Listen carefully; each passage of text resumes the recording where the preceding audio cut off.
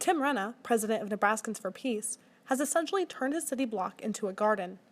In an effort to further promote sustainable food practices, Renna has headed the mapping of Lincoln and Omaha food sheds. But what is a food shed? It's a geographic region that produces food for a particular population.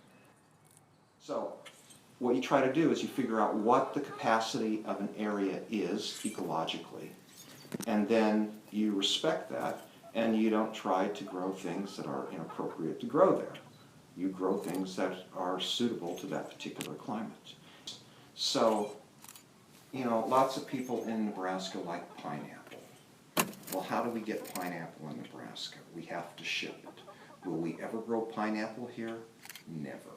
Okay? So I guess if you have the money to do it and you're interested in that kind of carbon footprint, you can go get as much pineapple as you want. But you'd be better off eating things like apples and pears, okay, apricots. You can grow grapes here, okay? You concentrate on what the bioregion, the ecological system that is here, permits you to grow. An easy way to describe a food shed, I guess, is to compare it to a watershed.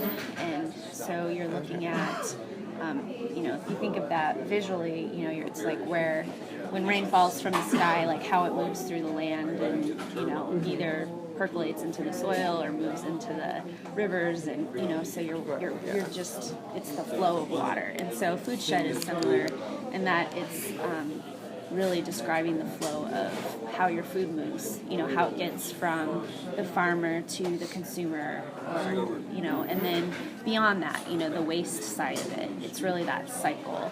What we're doing here in Lincoln is, we're a relatively new group.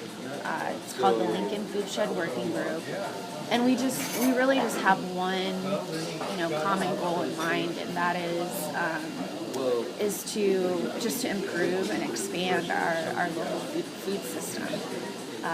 So for food security, for job creation, for health. I mean, there's a lot of great benefits that could be tied into it.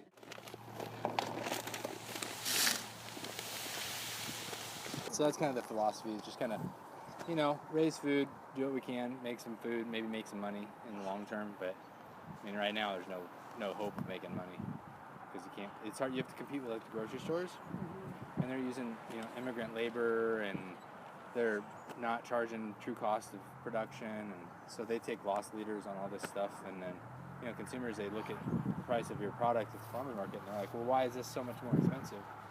Well, the cost of production is higher.